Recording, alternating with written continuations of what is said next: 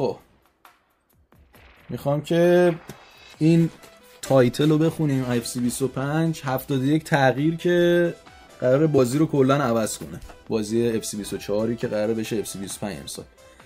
یه سری تغییرات تو بازی، تو گیم پلی بازی، یه مود راش اضافه شده که یه مود جدید 5x5 روی ورژن‌های مختلف بازی که PS4 و Xbox One و نینتندو سویچ و اینا همه انجام میشه. این مود همشون دارن این مودو. یه مود جداگانه نیست که مثلا یه تب جداگانه تو منوش داشته باشه.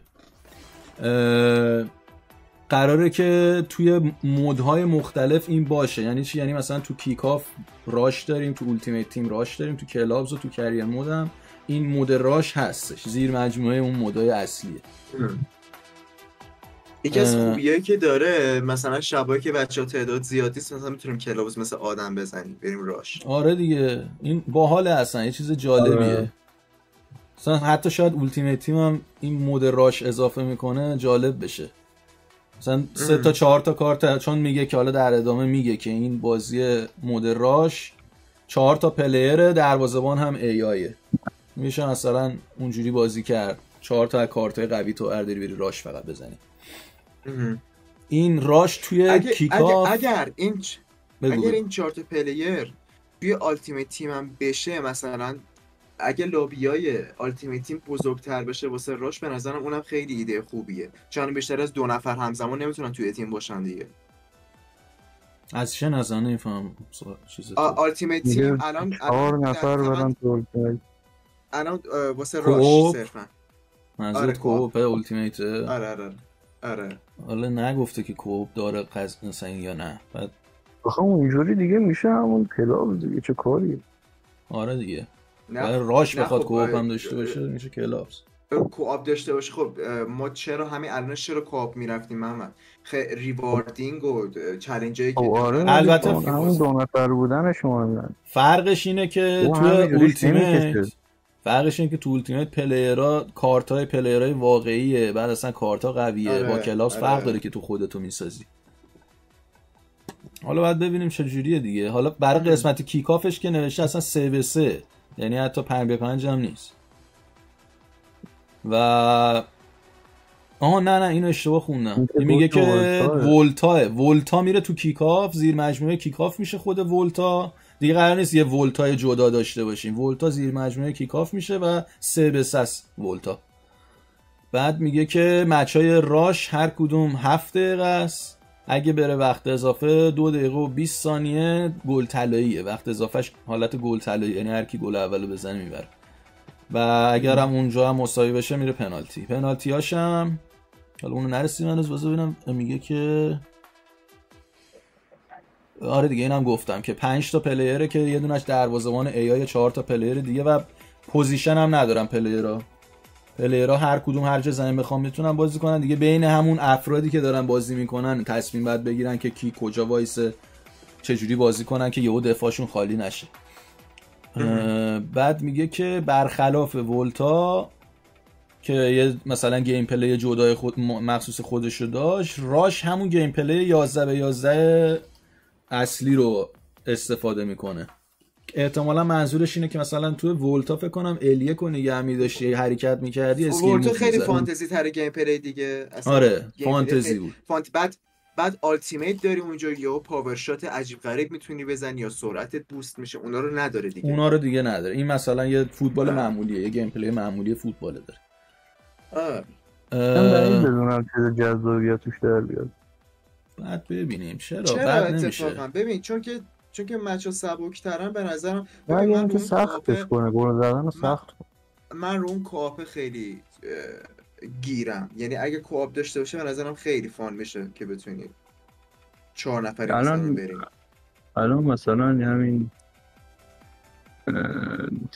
پنالتی تک به تکش نه همه گل میشه اگه با گیم پلی الانگا دروازه‌بانی الان باشه. نه دروازه‌بانش قراره کامل ای آی باشه.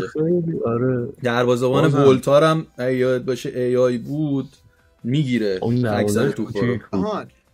یه نکته‌ای که اینجا اشاره نکرده احتمالاً جلوتر قراره بهش برسیم، اینه که موومنت دروازه‌بان ای آی رو نرف کردن به شدت. درد 1-2 قدم شده مثل اینکه.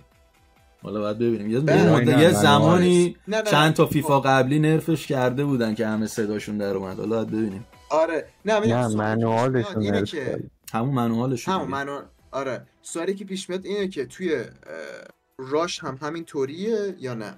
تو راش من فکر کنم اصلا کامل مثل ولتا باشه که دروازه‌بان اصلا تو نمیتونی کنترل کنی، همش ایایه.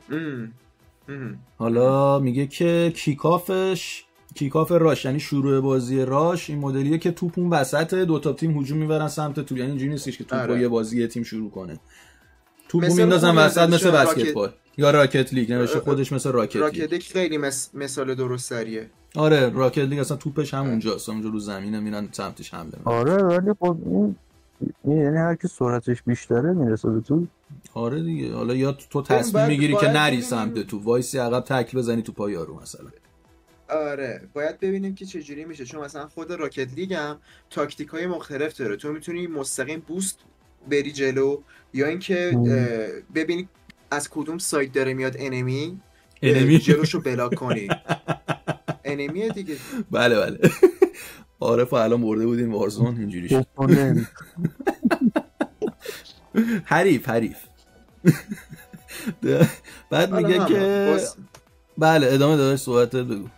نه میگم تاکتیک باید احتمالاً داشته باشه مثلا. آها 71 یه تو درسش هم نرسیدیم. آره بذار بخونم زودتر. عجله نداری. میگه که آفساید هم قراره داشته باشه. این مود راش 5-5 آفساید هم داره.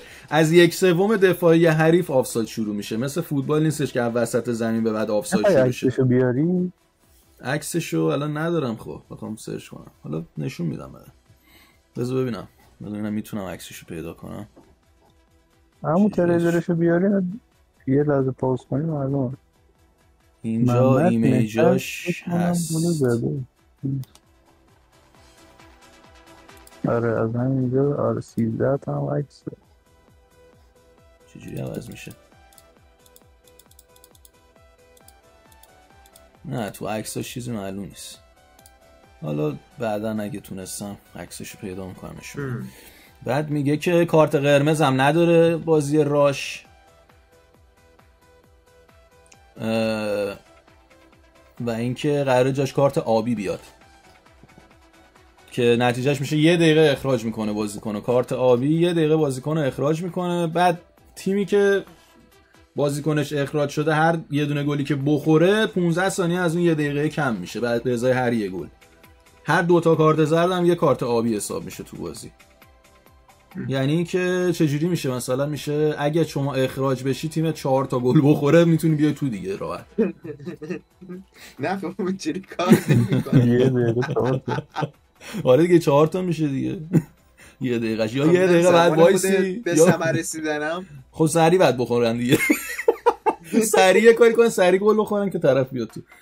پنالتی ها هم میگه عوض شد. گل خودی بشه زد. خب به چه دلیلی آخه؟ چجوری اصلا میتونی به AI دروازه‌بان AI چجوری میخوای گل به خودی بزنی؟ میگیره توپ خودت با توپ میری تو. نمیذاره میاد شوت میزنه توپ تو اینور اونور. بابا اصلا رو چه حساب میگید گلر AI؟ گلر رو نوشته AI. خیلی نوشته AI. گلر اینجاست گلر AI. بعدم چی گفتیم؟ پنالتی ها هم اینجوریه که توی 1/3 دفاعی حریف توپو میده بهت تک به تک بعد بری بزنی. یعنی پنالتی کلاسیک نیست، مثل پنالتی های قدیم لیگ آمریکا. آره اینجا خودش نوشته شبیه هاکیه. حالا من هاکی زیاد بلد نیستم نمیدونم چجوریه. هاکی هم همونه. بعدم که نوشته استادیوماش هم استادیومای کاستومه که از طرح مرکوریال نایک استفاده شده و این داستانا که قراره یه فضای سایبرپانکی داشته باشه، حالت مثلا فیوچرستیک، نمیدونم بازم فارسیش چی میشه، واسه عارف پرسیدم عارفم نمیدونستم میشه حالت مثلا آینده‌ای، حالت چه میدونم همون حالت سایبرپانکی. یه چیز جدید دیگه آینده نگر میشه فیوچرستیک توی دیکشنری. حالا آره آخه آینده نگر یه معنی دیگه ای میده. آره حاضرش اینه که توپ تخیلی. FCIQ هم جدیده که میگه به هر پلیری یه چیزای جدید اضافه میکنی اف سی آی کیو. سیستم تاکتیک کامل ریبیلد شده که میشه به هر پلیر کد کامند داد که چجوری بازی کنه دقیق. آره این تغییرات سیستم تاکتیکیه که چجوری به نفرات تاکتیکه، مثل اینستراکشن تقریبا، ولی خب یه ذره تفاوتا داره. میگه رول میتونین بدین به پلیرتون، یعنی اینکه نقش بدین به پلیرتون چه نقشی رو داشته باشه تو تیم. هر پوزیشن نقش خودشو، نقش‌های خودشو داره، یه سری نقش‌های مخصوص خودشو داره. بازی هم قراره با 31 نقش شروع شه و در طول فصل به 50 تا برسه. حالا این فصلی که نوشته من فکر کنم فصل فوتبالی منظورشه، حالا نمیدونم شاید هم منظور چیز دیگه باشه. این البته سیزن چیز شاید منظورشه، سیزن التیمیت که مثلا 50 تا بازی می‌کردی ریوارد میداد سیزن تموم میشد. اینم میگم به خاطر این معلوم نمیفهمم که منظور از سیزن کدومه. نگفته. البته 90 تا. آره ولی آخه اگه اونجوری باشه یعنی تو همون سیزن اول از 31 میرسه به 50، بعد دیگه بقیه سیزن اتفاقی نمیفته.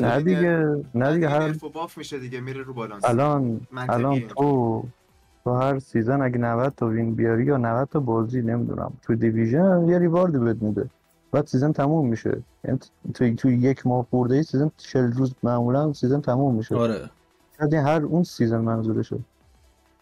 آره دیگه به هر حال در طول بازی اینا رو قرار اد کنن. در طول بازی از 31 قرار شروع کنن، در طول بازی اینو برسونن مثلا به 50 تا. قضیه رول حالا این چیه؟ این قضیهش اینه که مثلا هر پوزیشنی مثل CAM یا مثلا ST یا هر چیزی 3 تا 5 تا رول قراره بگیره مخصوص اون پوزیشن. نوشته به عنوان مثال یه CAM که میشه هافک تهاجمی میتونه مهاجم سایه باشه، میتونه بازی ساز باشه یا چیز دیگه ای باشه. یعنی نقش اون بازیکن تو اون تیم رو میتونی مشخص کنی که چه نقشی داشته باشه CAMت. مثلا سالاری میتونه تصمیم بگیره که گتوزو باشه یا پیرلو. آره دیگه احتمال. حالا باید ببینیم مثلا حالا رولا واسه هر پوزیشن چیا هست. یعنی واضح نیستش که هر پوزیشن چه نقشایی میتونه داشته باشه. که میگه روی حالت تهاجمی، حالت تدافعی بازیکنم تأثیر میذاره که تو کجای زمین وایسن موقع حمله و موقع دفاع و چجوری بدون تو زمین. حتی یه دونه دیگه هم نوشته که میگه پوزیشن های CF, LWB و RWB کلن حذف شدن از بازی. CF مهاجم سایه میشد، یعنی مهاجم مرکزی میشد، سنتر فوروارد دیگه، مهاجم مرکزی میشد که حذف شده. اینم که لفت وینگ بک و رایت وینگ بک که حذف شده که از طریق اون رولا. اینم نمیشه گفت حذف شده، وارد FCIQ شده. آره از تو پوزیشن ها حذف شده، رفته به عنوان رول بعد ازش استفاده کرد. CF همون مثلا CAMیه که شادو استرایکر باشه، مهاجم سایه بدی بهش، نقش مهاجم سایه به CAM بشیم بدی میشه همین CF. یا اینجا خودش نوشته مهاجمی که عقب بازی کنه. آره بعد ببینیم حالا برای استی چه نقشایی هست. بعد میگه که wing backs can still be manufactured. آره این wing back ها رو میگه هنوز میتونین این wing back ها رو بسازین، دفاع سمت چپ نفوذی یا دفاع سمت راست نفوذی رو هنوز میتونین بسازین از طریق همین رولایی که بهشون میدین، نقشایی که بهشون میدین.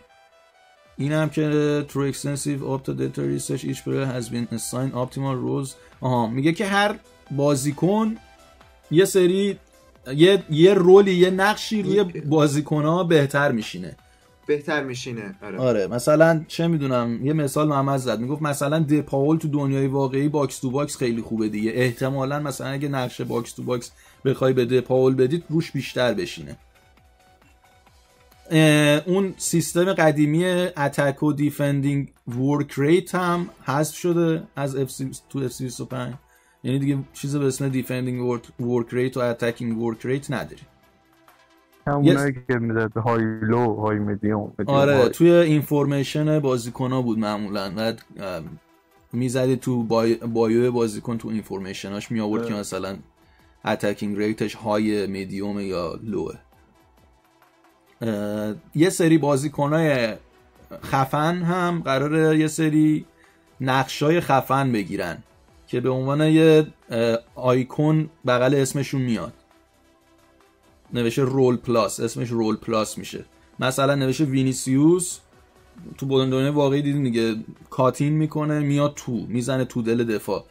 این اگه شما تنظیم کنین که وینیسیوس تو تیمتون وینگر چپ وایسه و رولش رو بدین که بزنه تو دفاع، اون رولش به عنوان رول پلاس حساب میشه، احتمالاً قوی تره دیگه روم بازیکن این رول اون بهتر میتونه اجراش کنه. آره دیگه، مثلا آره دیگه قوی تر میشه. ولی آخه مثلا وینگری که بیاد تو، خب خودت میاریش تو دیگه، خودش که نمیاد تو.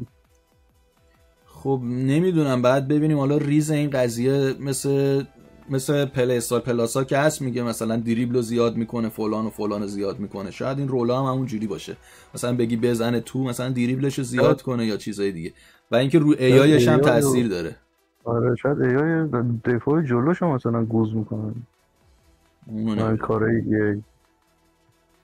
اونم نمیدونم. ویتنیش رو you can also choose the focus of that player movement whether it be attacking room. آره میگه موومنت پلیرتون هم میتونین حتی انتخاب کنین وقتی نقش میندازین روش، رول میندازین روش، که تهاجمی حرکت کنه، رومینگ کنه یا کارهای دیگه بکنه.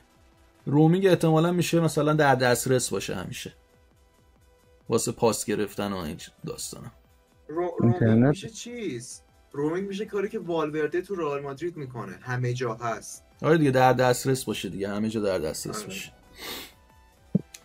بعد نوشته FCIQ as a whole allows for more expanding with formations with players allowing for symmetric formations to exist and for overload for certain wings to be created. The half wing role for central is commanded both. خب این یه ذره پیچیده میشه، نمیفهمم چی داره میگه، ولی داره راجع به فورمیشن و تاکتیکا صحبت میکنه که میگه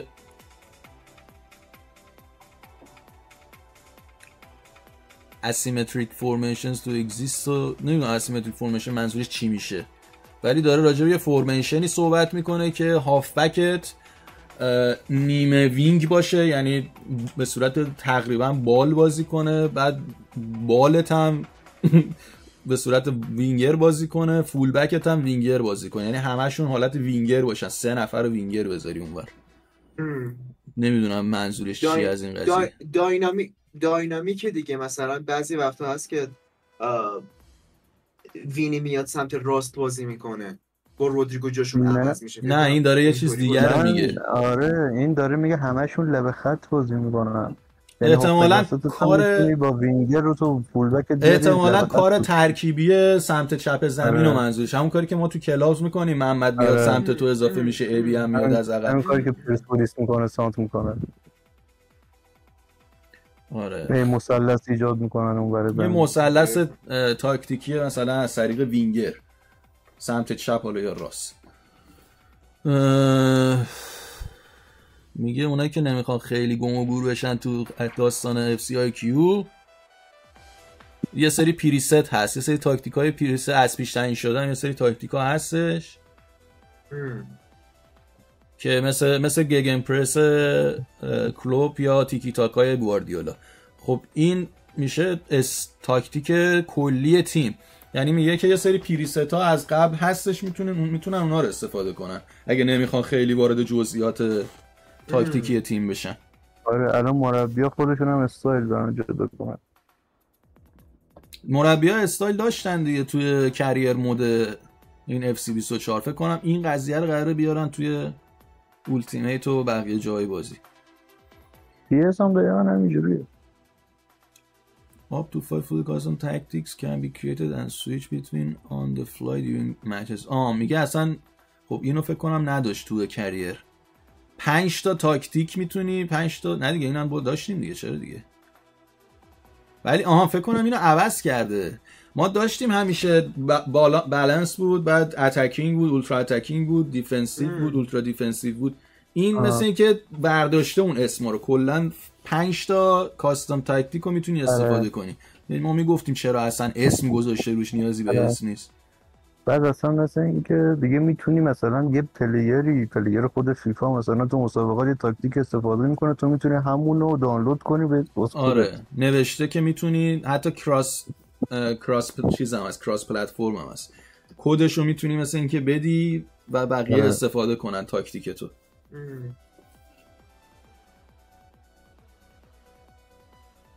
یه میگه گزارشگرم چیز میکنه، یعنی میگه که شما وقتی تاکتیک تو عوض میکنی گزارشگر میفهمه که عوض کردی و راجبش صحبت میکنه تو بازی. خب اینو از اینو میتونم کنی گزارشگر خیلی میتونم استفاده کنم. این به نظرم خیلی میشه آقای سالاری تاکتیک حریفتو بله بفهمید حریف تاکتیکشو عوض میکنه متوجه بشه از طریق گزارشگر. چون مثلا توی ای فوتبال که بهت نشون میده کامل اون پایین، ولی مثلا تو اف سی نداشتیم که متوجه بشی طرفدار چی کار میکنه با تاکتیکش. به نظرم خودت بفهمی بهتره. منم فکر میکنم نگه بهتره، سخت‌تره. آره یعنی چالشی تره این که خودت بیشتر حواست جمع باشه رو بازی. ولی بعضی هم اصلا نمیتونم متوجه بشم. اون طرف نمیدونه الان که اینو گذاشته و چیکار کنه در مقابلش. راجع به گیم پلی شماره 21 یعنی 50 تا دیگه هنوز مونده، بخونیم ببینیم چیه قضیه دیگه. حالا گیم پلی رسیدیم تازه. میگه هایپر موشن جان بله رانینگ استایل نه بابا 1800 تا انیمیشن فقط برای دویدن بازیکن‌ها درست کردن این بار. یعنی 1800 تا دویدن مختلف دارن هر بازیکن. واسه ببین عددش خیلی بولد شایان. واسه اف سی 24 فکر کنم 1300 یا 1400 بود. آره 1400 نه 1200 همون 1200 یا 1400 ما تو بازی متوجه نمیشه. آره خب الان آره دیگه، خب وقتی خیلی تنوع زیاد میشه دیگه شما نمیفهمین دیگه، فکر می‌کنی که یه چیز طبیعیه. نوشته الان اینجا نوشته تو 24 تو اف سی 24 فقط بالا تنها دقیق بوده، الان قراره پایین تنها هم دقیق باشه موومنتشون. وای اگه بتونن استایل پای پران مثل نیمار رو مثلا در بیارن. زامبروتا وای زامبروتا رو اگه بتونن زامبروتا خوار مادر پرانتز بود. عاشق استایل نیمار یه جمله قشنگ میشد بین پاهاش نوشت. من واقعا انیمیشن دویدن رودیگر رو میذارم رو کلابزم کاراکترم. الان فکر کنم باشه درست داره میگه دیگه، پایین تنش درست نیست رودیگر. نظرم استایل بازیکن‌ها اصلا خوب در نمیاره، اصلا فوتبالی نیست استایلشون، نه پی اس نه فیفا. آقا نزن آقای سارلی ما نزن آقا بلرت نزن، ما بخوایم این ویدیو رو بذاریم روی یوتیوب. بله شماره 22 6 تا پلی استایل برای دروازه‌بان هست الان. 6 تا پلی استایل. بعد چی بود میگفتین قراره 2 برابر شد؟ دروازه‌بان که داشت 6 تا که 6 تا نداشت. چند تا داشت دروازه‌بان؟ داشت 6 تا رو فکر کنم یا 5 تا داشت. چند تا داشت؟ خلاصه که میگه که یه دونه فوتورک یعنی بازی با پاشو بیشتر میکنه، راشاوت که احتمالاً برای خروجاست، دیفلکتور، کراس کلیمر، فار ترو ان فار ریچ. نه فکر کنم 2 تا یا 3 تا اضافه شده بودیم که ببینم گذاشتمش تو کانال گروه. حالا پلی استایل که اینجا نوشته برای بازی با پای واسه خروج، دیفلکتور نمیدونم چه پلی استایلی میتونه باشه، احتمالاً واسه واکنشاست. کراس کلیمر هم که رو سانترا مثلا بیاد خروج کنه جمع کنه، فار ترو که بخواد مثلا با دستش بلند بندازه، فار ریچ فکر کنم برای شیرجه هاست که بتونه مثلا شیرجه بلند بزنه. شوتای پشت محوطه. فار ریچ مال شوتای پشت محوطه است. آره. اوکی. نیو پروفشنال فاول باتم سالاری میگه پیام بازرگانیه. A new professional foul bottom input allows you to cynically take out your opponent by dragging them down. This results in an automatic yellow card. جالب شد. همین که خطای فنی اضافه کرده. آره لباس رو مثلا یهو میکشی و آره خب خطا فنی اضافه کرده که میتونی خطا فنی بکنی، بازیکن رو متوقف کنی و قراره کارت برای هر کدوم این خطاها کارت زرد رو دیگه میگیری 100%. کاش داوریشو درست کرده باشن، یعنی یه تغییری داده باشن. Players will now not automatically find an opponent with blindly played passes unless their passing stats are ridiculously high. میگه دیگه نمیتونین از این پاسای 180 درجه بدین مگه اینکه دیگه خیلی بازیکنتون پاسش اوپی باشه. حریفتون مثلا چه میدونم پشت به یارت باشه بخوای پاس 180 درجه دقیق بدی، دیگه همچین چیزی مثل اینکه قرار نیست نمیرسه به ای بی. آره 5 skill moves to tease your opponent. 5 تا هم اسکیل موو جدید گذاشته اضافه کرده. آره اینا رو از اسماشو من رفتم ویدیو یوتیوب دیدم، باز دقیق معلوم نیست چی هن. خود گیم بیاد اونجوری. آره بعد تو خود گیم ببینیم انیمیشنش چیه. 26 more than animation can be seen involving goalposts advertising hoardings, some of which look extremely painful. If the name feel bad means anything to you, you will know exactly what I mean. نمیفهمم اینجا چی میگه، ولی مثل که یه سری انیمیشن تیر دروازه و انیمیشن تبلیغات دور زمین اضافه کردن انگار. New weather effects can affect the way you play. خب such as very high winds that make the ball bend a significant amount and the slippery pitch that makes your player fall over. These are available in offline play. ای بابا. خب میگه که یه سری تغییرات آب و هوایی مثلا چیزای افکت تاثیرات آب و هوایی هم قراره تو بازی باشه که مثلا باد بیاد، باد تند باشه که توپتو بخواد مسیرش رو عوض کنه، یا زمین خیس باشه بازیکن‌ها لیز بخورن، ولی فقط تو قسمت آفلاینشه، یعنی تو قسمت آنلاین اولتیمیت و کلابز و اینا نیست. نره کریر مود و کیک آف میشه. کریر مود و کیک آف هم اگه آفلاین بازی کنی تازه، یعنی اگه بخوای احتمالاً آنلاین با دوستت بازی کنی نداشته باشن. Celebrated official club mascots after scoring a goal in a number of choreographed routines. Who doesn't want to see someone doing Richarlison's El Combo dance with chirpy. یه چیزی هم مثل که توی خوشحالی‌های بعد گل عوض شده. مسکات چی میشه معنیش؟ ببینم مسکات معنیش چی میشه. تلسم؟ خب چرت و پرت زده دیگه ترنسلیت. نمیدونم. واسه a person or thing that is supposed to bring good luck. نمیدونم. یه سری تغییرات هم مثل که تو خوشحالی‌های بعد گل داره. مگه آدماکای کنار زمینن. نه آدمک بادیا. جدی؟ خوشحالی بعد گل با آدمک بادی؟ آها آدمک های چیزن اینا، مثلا مال میلان هست که یه آدمک شیطونه مثلا، یا مثلا مال فرانسه که خروس میارن، یعنی چیزا. فکر کنم با اینا مثلا میتونی خوشحالی بعد گل کنی.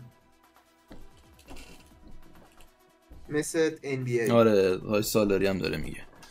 خب اولتیمیت تیم که محمد خیلی دوست داره رد کنیم این بخش. میگه در اولتیمیت تیم social that's a break from the more competitive modes. If any, you will bring one of your player cards into the match with them to play as, and there can't be any duplicates between you and your teammates. راش مثل که همون چیزیه که عارف تو میخوای. چیه؟ میگه راش توی اولتیمیت تیم میتونی یکی از کارتایی که داری تو تیمت تو برداری بری باهاش راش بازی کنی، یعنی تیم خودت نیست راش، میری مثل حالت اینه که مثلا با بچه‌ها سالن گرفتین یه کارت برمیداری میری راش بازی میکنی با کارتت. بعد میگه دوپلیکیت فقط نمیتونه باشه تیم، یعنی تو اون تیم فقط کارتی که تو داری میبری فقط باید تو بیاری، اگه مثلا اون کارت باشه تو نمیتونی دیگه اونو ببری. آره متوجه شدم. to use La Liga player. میگه حالا یه سری ریکوایرمنت هم میذاره که عوض میشه دیگه. مثلا چه میدونم مود راشش میگه فقط بازیکن‌های لالیگا اجازه دارن، مثلا از فقط اجازه داری بازیکن‌های لالیگا استفاده کنی، مثل فرندلیای مثل فرندلیاس، آنلاین فرندلیا که میگه که مثلا فقط بازیکن فرست اون یا فقط بازیکن برنز یا سیلور. این مثلا احتمال داره واسه راش هم همین باشه. میگه راش توی التیمیت بازی کنی بهت یه سری راش پوینت میده، امتیاز میده برات بهت که یه سری ابجکتیو داره و میتونی از طریق اون امتیازها اون ابجکتیوها رو انجام بدی و جایزه ببری. شاید همین این ستاره بنفشه که الان هم هست دیگه آوردن، چی بود اسمش؟ مومنت بود. آره. بعد میگه FCIQ قراره نقش اینو داشته باشه که متای بازی رو هی عوض کنه. همینو گفتم دیگه، گفتم اگه قرار باشه FCIQ چیزی پلی استایلی اضافه بشه، قراره هی متا عوض بشه و احتمالا یه جایی توی فوتبین درست بشه که ملت تاکتیک درست میکنن، کد میذارن، تو میذاری و میری دیگه تو گیم دیگه، همه چی ایزیه دیگه. آره اون قضیه تاکتیکا خیلی کارو راحت میکنه. میدونی یه جوری اینجوری آره دیگه متا رو پیدا میکنن دیگه زحمتی نمیده. دیگه از FC25 بازی فیفا هم میشه مثل بازی ایلدن رینگ، ملت سریع برن پیدا کنن متا رو بشینن با متا همه بازی کنن. البته فیفا خیلی وقت اینجوریه. وارزون آره وارزون حالا یا حداقل من مثلا حال نداشتم برم بشینم ویدیو ببینم کپی کنم تو تاکتیک خودم. الان که دیگه فقط یه کد الان یه کد میزنی دیگه.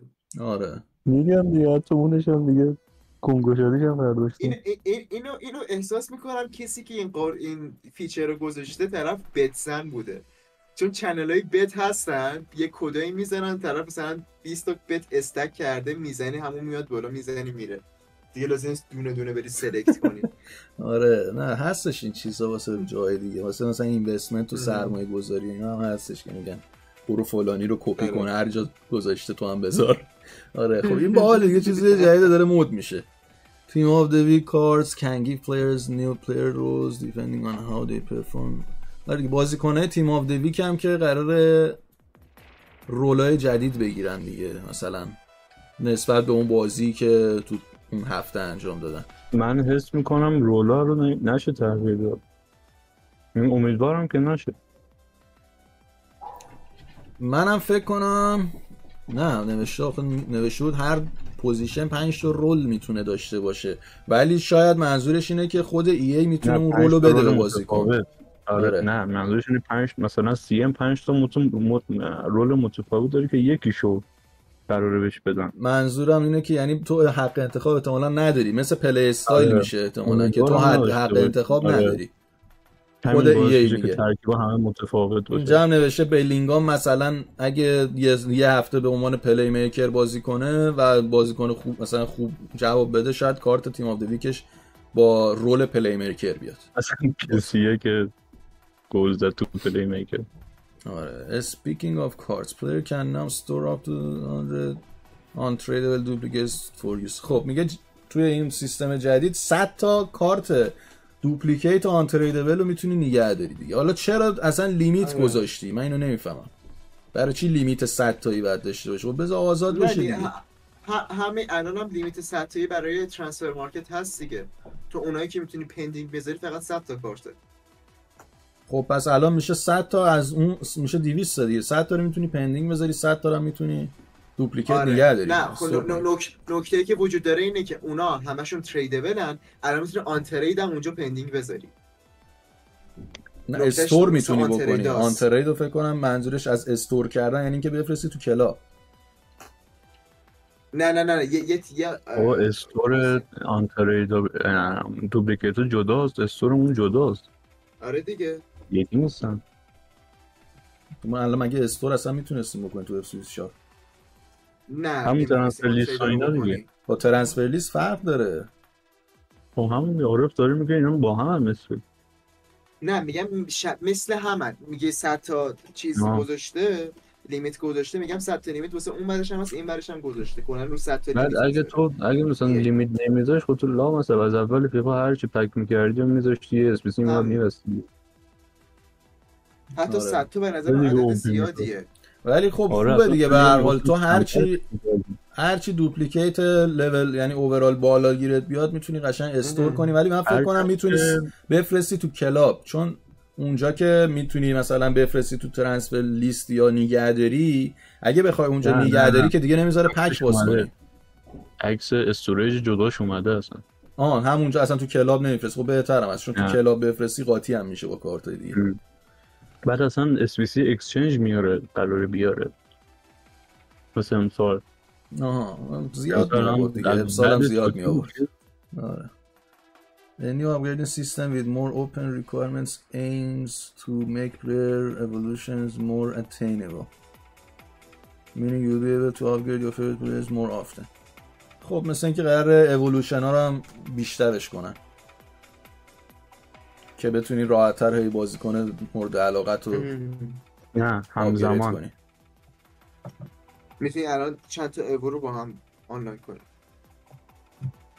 خب اینو الان فکر کنم جلوتر بگی. More personalization options are also being provided for evolution cards, meaning you can change their color, choose sound effects and add dynamic animated effects such as fireworks. این دیگه چیه؟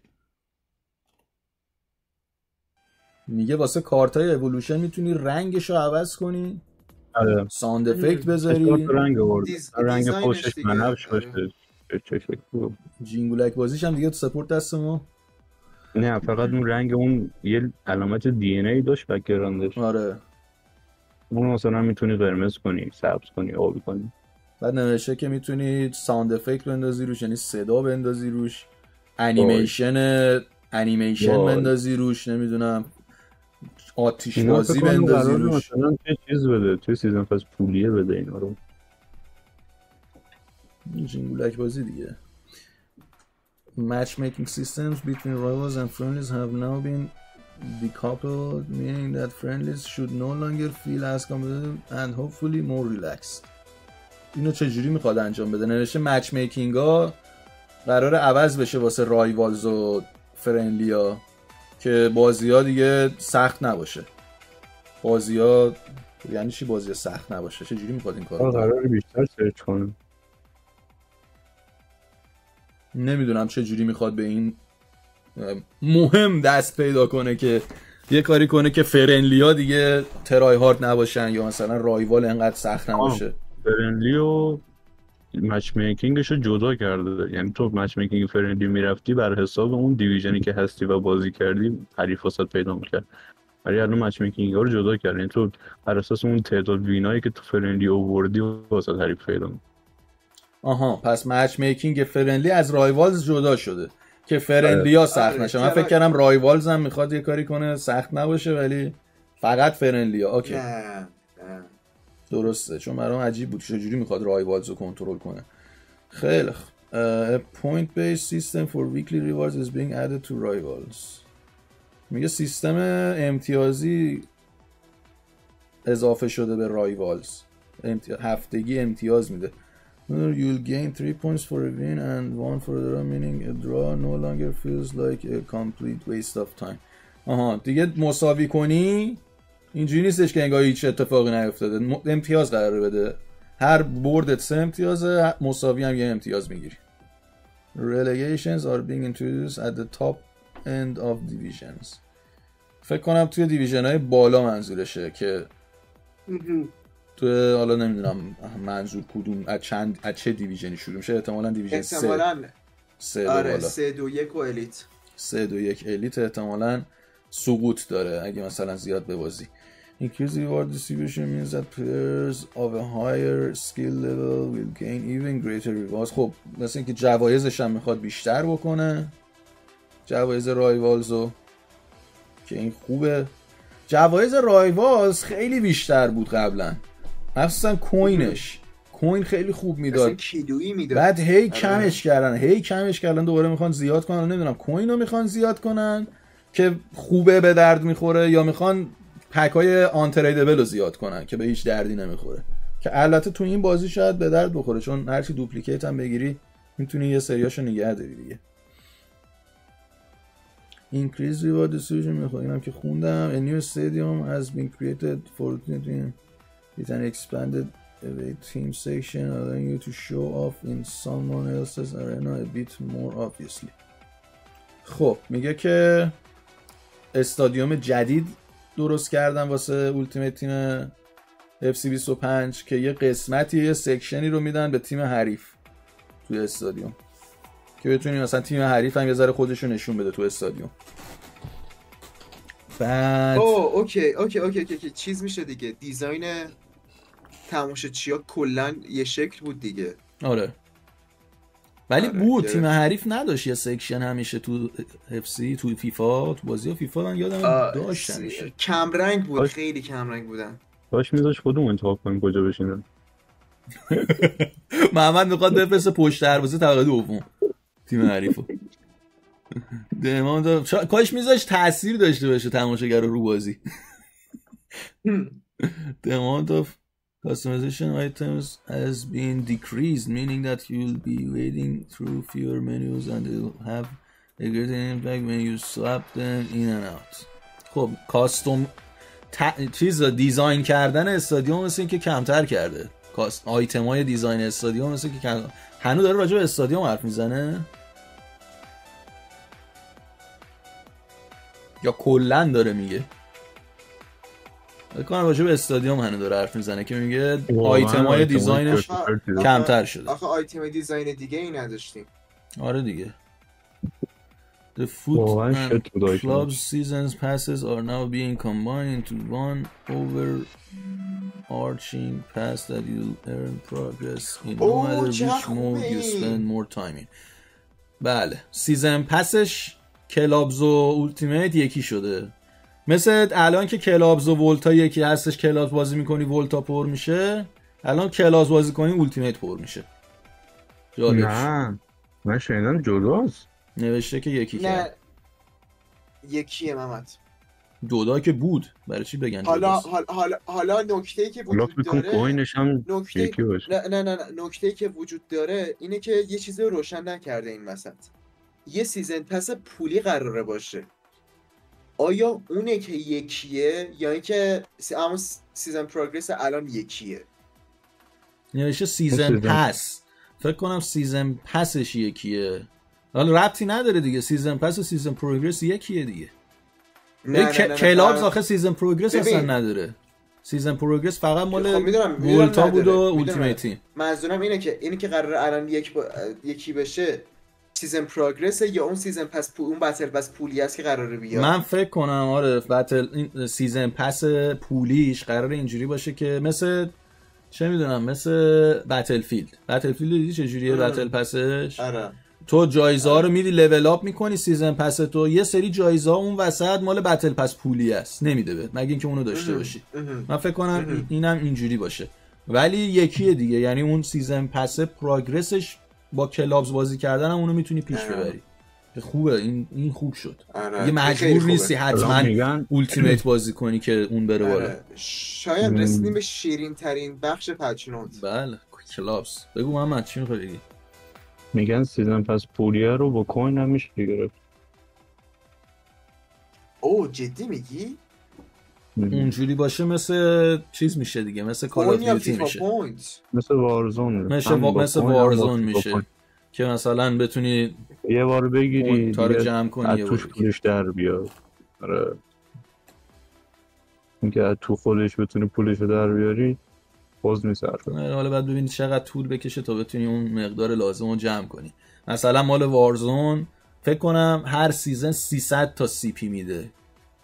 بعد واسه 4 تا سیزن طول میکشه. آره دیگه 4 تا سیزن طول میکشه تا تو بتونی حتی بتل هم اینجوریه. بتل هم هر سیزنش داره 300 تا میده. خب قسمت کلابز شماره 44 لیست میگه relegation is back. سقوط دوباره برگشته، یعنی شما یه سری بازی ها رو ببازی سقوط میکنی. losing enough matches will trigger a one-off relegation battle where you will need to avoid a loss to survive the drop. ما کلابز پروموشن داریم ته هر سیزن که باید بازی کنیم که بریم بالا. میگه اگه زیادم ببازی یه relegation battle داری که بعد ببری تا سقوط نکنی. اگه زیاد به حالا کلاب ما تا حالا به این نقطه نرسیده. خدا رو شکر به اونجا نرسیدیم تا حالا. Rush is a key component of clubs as you aim to climb the rush ranks with your team. It's also great if you're like me and struggle to find more than 3 friends to play with at any time. آره دیگه میگه راش تو قسمت کلابز هم هست، اون مود راش که میتونی با بازی کردن راش هم میتونی رنک تیمتو ببری بالا. مثل اینکه راش رنکس with your team. نه راش رنک راشو میتونی ببری بالا. شاید سیستم رنک جدا داره. سیستم رنک جدا داره که بعد میگه که آره به درد اونایی میخوره که نمیتونن 11 نفر جمع کنن، تعدادشون کمه، 3 نفری 4 نفری دور هم راش پلی بدن. Also rush player ranks to climb up individually in order to gain greater rewards. راش پلیر رنک هم داره. مثلا مال نمیدونم مال پلیر دیگه، مال کلاب نی، راش کلاب رنک نی، راش پلیر رنکه که بازی میکنی مثلا جایزه میگیری دیگه. But also through goals assist. آره دیگه میگه با بردن و گل زدن و پاس گل دادن و اینجور چیزا پوینت میگیری و آپگرید میشی، میری بالا، رنکت میره بالا، جایزه میگیری. حالا اینجا سوال اینجا پیش میاد، الان این قسمت کلابز FC24 و پرو کلابز بازی قبلیش همه اینجوری بود که سیستم امتیازدهی واسه اون مهاجما و هافک تهاجمه اینا بهتر بود.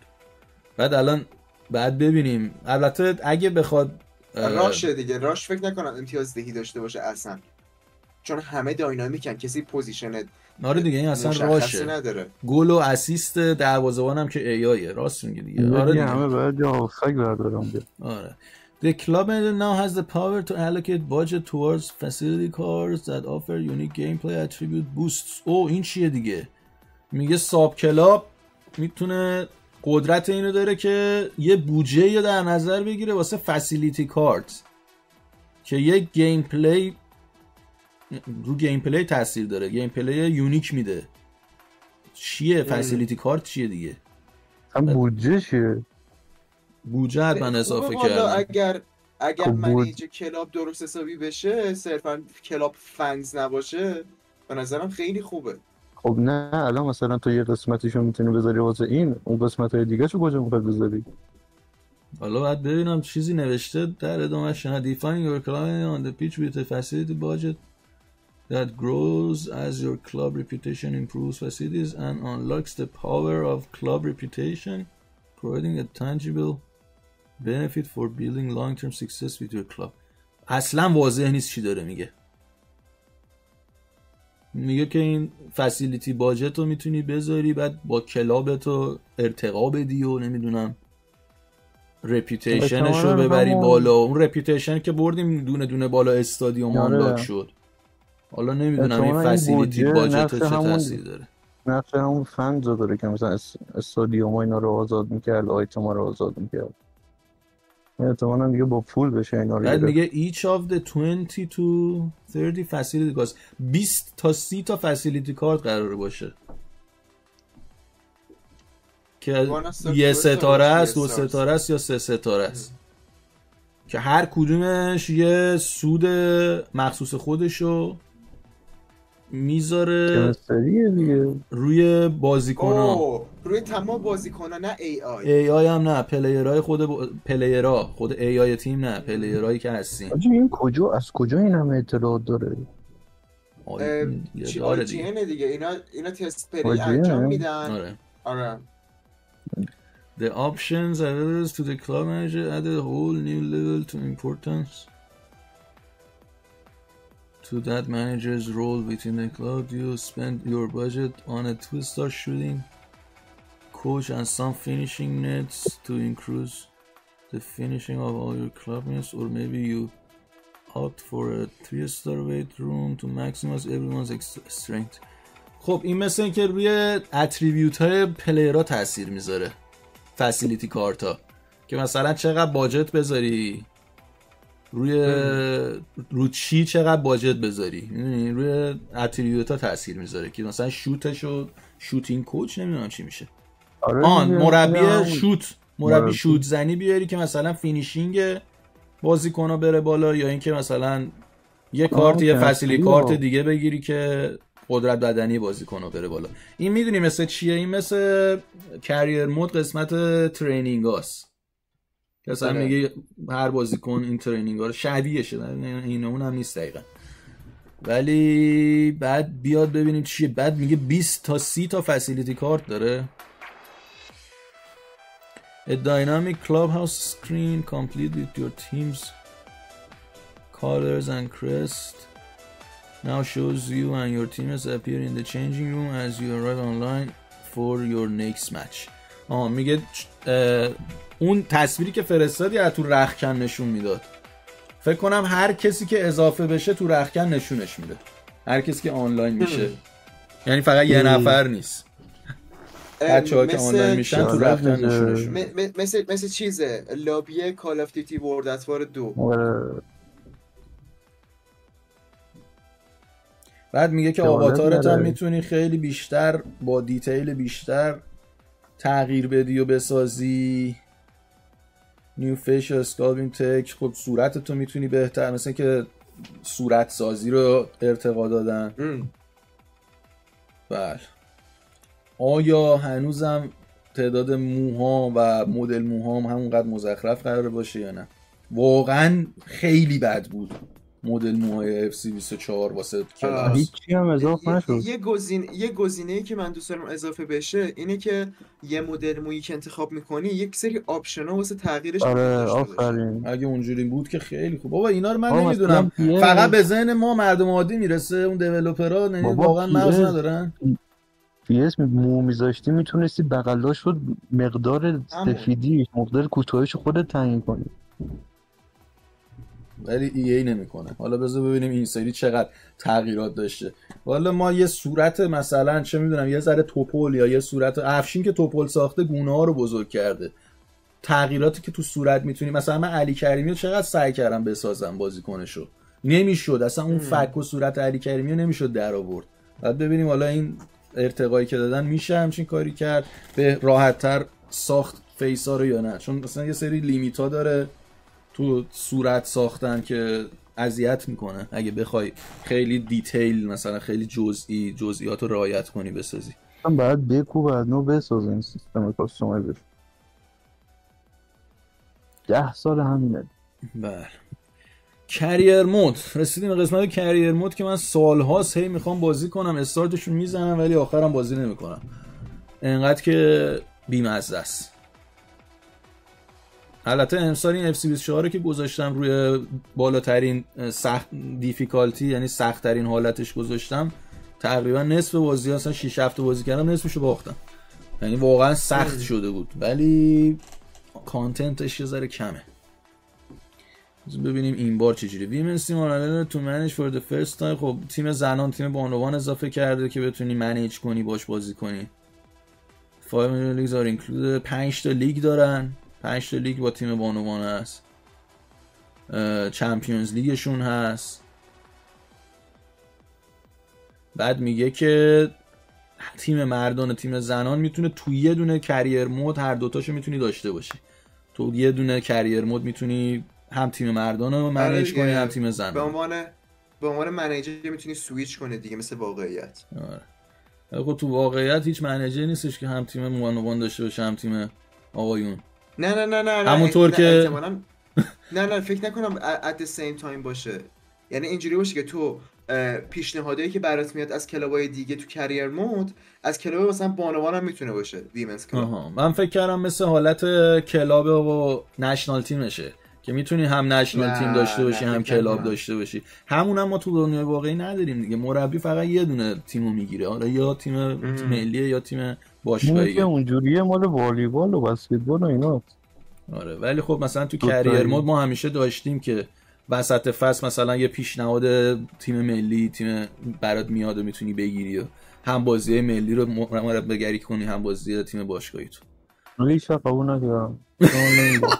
محمد پا نمیده. محمد قبول نمیکنه، باشگاهی فقط طبیعی بازی میکنه. Live start points will allow you to start a career safe from a real life point. اوه این خوبه. میگه که میتونی مثلا لایو استارت پوینتس یعنی چی؟ یعنی وسط فصل میتونی شروع کنی بازی رو.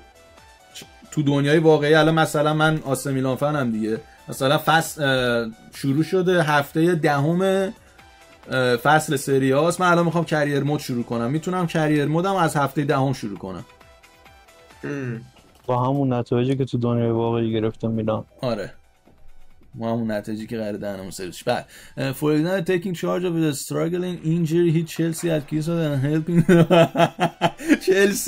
چلسی فنا رو اینجا روست کرده. میگه میتونی مثلا یه تیم درب داغونی که کلی مصدوم داده، یه چلسی درب داغونی که کلی مصدوم داده رو تو کریسمس بگیری و بهشون کمک کنی که مثلا از اون وضع درن واسه ادامه فصل. اون جایی که تیمتون داره بد نتیجه میگیره و فشار میخورید، سری میریم یه دونه کریر مود استارت میکنیم نجاتش میدیم. بله میگه توی 11 تا لیگ معتبر میتونی از این آپشن استفاده کنی و 6 تا کاپ کامپتیشن. حالا نه چه مگه کاپا جداست از سیزن؟ معمولا همش با هم بود دیگه. Players can now be trained to gain familiarity with certain rules brought with FCIQ تو کریر مود هم هست که تو خودت میتونی FCIQ بدی به اون بازیکن، یعنی میتونی تمرین بدی بازیکن تو که اون FCIQ رو به دست بیاره. میگم مثلا نوشته میتونی به هالند یاد بدی که فالس 9 بازی کنه. بعد نوشته over 90 countries have been added to scouting, meaning over nations cannot be looked at for the next big talent. 90 تا کشور اضافه کرده برای اینکه مثلا بازیکن از توشون پیدا کنی. در مجموع 160 تا ملیت تو میتونی ازشون بازیکن پیدا کنی تو کریر مود که جالبه اینا. Youth players now look more like men boys of their age and will grow older. ایول اینم باحاله. ایول این باحاله، این قشنگه. میگه بازیکن جوونا رو که بگیری در طول زمان این بازیکن‌ها بزرگ میشن، رشد میکنن، قدشون بلند میشه، ریش در میارن. آره و ای کاش ایجینگ برای بازیکنای پیر هم بود. شاید هم باشه، نیست یعنی آخه کسی پیر نمیشه تو فوتبال. آره آخه مثلا رونالدو الان مثلا دیدی مثلا یه سری موهاش داره سفید میشه. خب خیلی کم هم بازی کنه که تا 40 سالگی بازی کنن بعد موهاشون هم تازه سفید میشه. آره ولی میگه ای کاش مثلا سیستم ایجینگ کامل داشت، نه صرفا واسه یوف پلیرز. حالا آخه زیادش هم بکنه هی حجم بازی هم زیاد میشه دیگه. به هر حال اونم هست قضیهش. You can now play matches with your youth development players but only in the rush mode against other youth teams.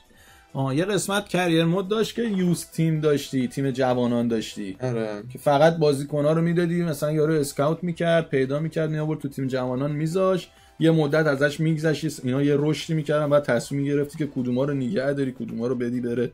میگه الان میتونی با اون تیم جوانان راش مود راش رو بازی کنی.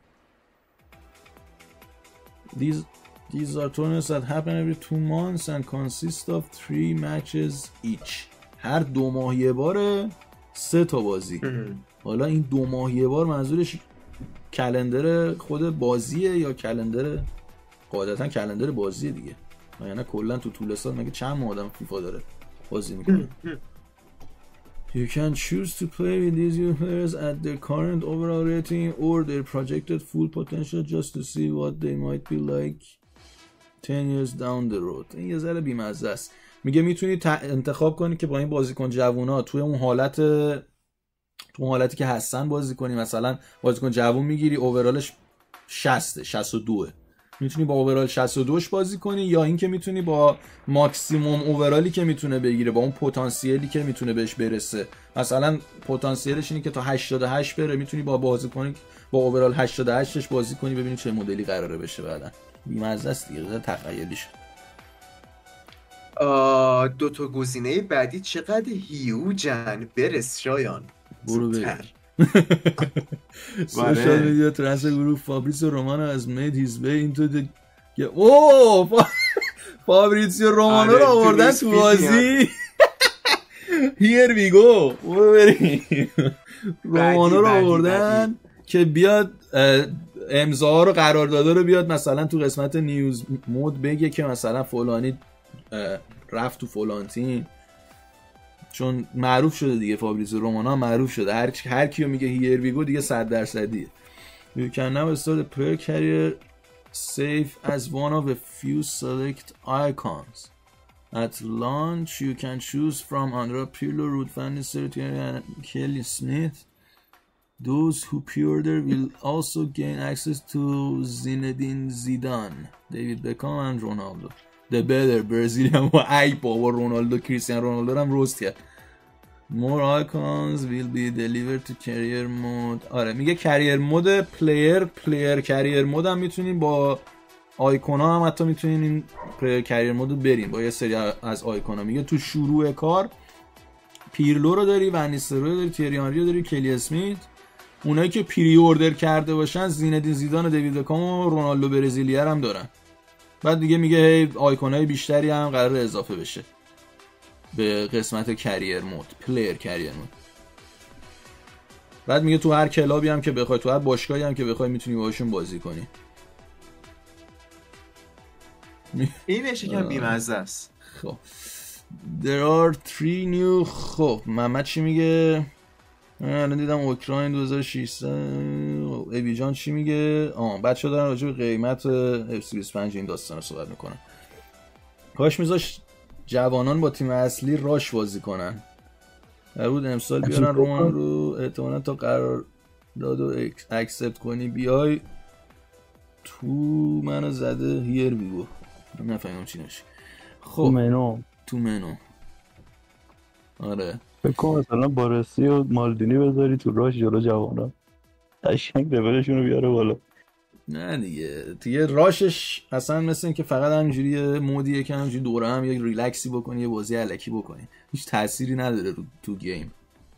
There are 3 new ways to start a player career thanks to origin stories. These backstories start you at different points in a player's life and include the pressures of being the child of a legend, someone bursting onto the scene from the streets, and a player coming back from a serious injury. بک استوری داره. قراره که پلیر کریرها یه سری بک استوری داشته باشه. 3 تا بک استوری داره که شما میتونی پسر یک بازیکن خیلی بزرگ باشی، به عنوان یه پسر بازیکن خیلی بزرگ شروع کنی کریر مودتو، یا اینکه به عنوان یه فردی که از کوچه خیابون رسیده مثلا به جایی یه بازیکنی شده میتونی شروع کنی، یا اینکه به عنوان یه بازیکنی که مثلا یه مسئولیت خیلی بد داشته و برگشته دوباره به بازی. این 3 تا بک استوریشه. ویدیوهاشم پلی کن. اینا فکر کنم لاگین میخواد، بخاطر همین نمیزنم. یه دونه‌شو زدم لاگین میخواست. Presentation. There is more action than ever on the touchline as silent moments are cut to during matches broadcast. These can be extended celebrations or when Michael Arteta and his subs getting yet another act of perceived injustice. بله. تیم مطلق هم به همه میندازه این وسط نکتهاش. میگه که دور زمین اتفاقات بیشتری میفته، مثلا قراره چه میدونم اتفاقات میفته دیگه. اون افرادی که دور زمین هستن قراره یه سری جینگولک بازی برامون دارن. For the first time ever, you offer graphics mode options that can be switched between but both offer خب حتی FPS که زیاد به نظرم مهم نیست تو FC، ولی نوشته که میتونی گرافیک مودشو آپشن میده واسه گرافیک مود که حالا نمیدونم که میتونی بینش عوض کنی. اسکول مگه یارو خب میذاره رو بالاترین دیگه.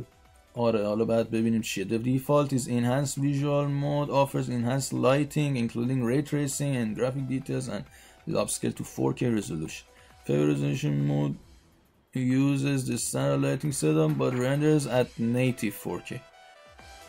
خب میگه که ایناست دیگه، این آپشناش اینه دیگه که یه آپشنش مثلا اینه که گرافیک میره بالا، ری تریسینگ داره، دیتیل میره بالا، این آپسکیل تو 4K رزولوشن رو من نمیفهم، یعنی اگه دستگاه بکشه تا 4K میره؟ نه ما دو نوع حالت 4K داریم دیگه، یکیش آپسکیل یکیش نیتیوه. آپسکیل کاریه که PS4 پرو انجام میده، فرقش اینه که فیک میکنه، مثلا رزولوشن 2K رندر میگیره با AI و ابزاری که وجود داره سعی میکنه به 4K برسونه. توی جزئیات تو زوم کنی مثلا روی موها میبینی پیکسل میشه، باگ داره. اگه نیتیو 4K بتونه رندر کنه یعنی نیتیو دیگه، یعنی طبیعی 4K دیگه. میگه دیگه مثلا میتونی اینا رو برداری گرافیک و لولش رو بیاری پایین که نیتیو 4K بشه. حالا 4K کی بازی میکنه؟ همون گرافیک رو بریم بالا حال کنیم دیگه. Time will progress throughout the course of a match. You may start a game as the sun is setting but end it under a pitch black sky.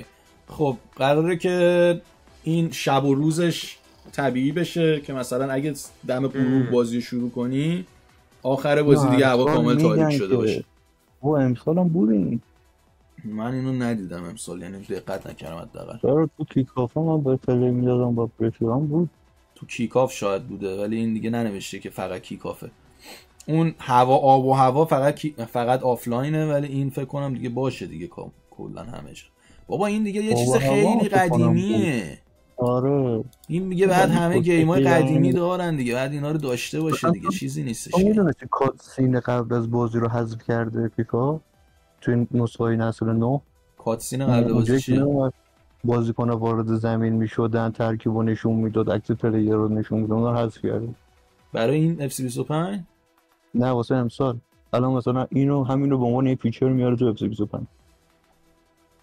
خیلی ضعیف عمل میکنن تو این چیزا.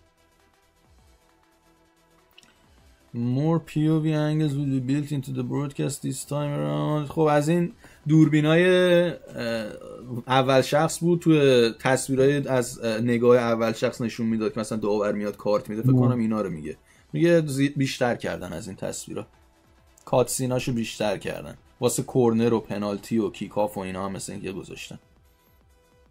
سیزل montages remain before games but what? But now you have the option to opt in and watch a full match into if you really want to build the atmosphere before a game, a big game. اینو نمیفهمم چیه قضیهش. آره فهمید این چی میگه؟ شماره چندی؟ شماره 70. شماره قسمت کلابز رو خوندیم بیاره. قسمت کلابز رو خوندیم، چیزای جالبی آورده. حالا اینو حتما هایلایتش میکنم، ویدیوشو میذارم تو یوتیوب هم میذارم.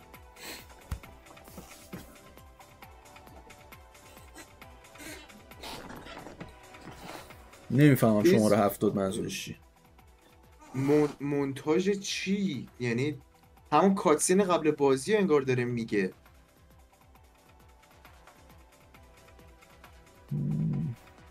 چیز دیگه تماشاچی‌ها میان میشینن، تصویر هوایی از ورزشگاه نشون میده. خب فکر کنم میگه بازی بزرگ فرق کرده مثلا کاتسین اولش و اینا. میان وای میسن مثلا سرود خونده میشه و اینا رو فکر کنم میتونی ببینی. نه اون کیکاف بود. آره فکر کنم پس اون کاتسین قبل از بازی رو میگه که برای بازی‌های بزرگ انگار فقط میتونی بشینی کاملش رو نگاه کنی. آره دیگه مثلا جامو مثلا کلینی میاره مثلا چیزای اینطوری. آره دیگه حتما. As you mentioned, EA Sports Crime Take has allowed generic faces to mostly become a thing of the past.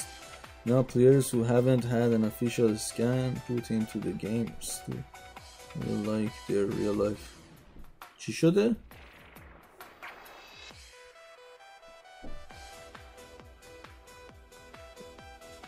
خب میگه که این سیستم EA Sports Cranium که فیس و دیتیل فیس و اینا رو، دیتیل صورت و اینا رو قراره بیشتر کنه، اون پلیرایی که اون بازیکنایی که صورتشون اسکن نشده و خودشون دستی درست میکنن قراره دقیق تر باشه دیگه، به خاطر همین قضیه بهتر بشه دیگه، زیادی دیفالت نباشن. بله تمام شد.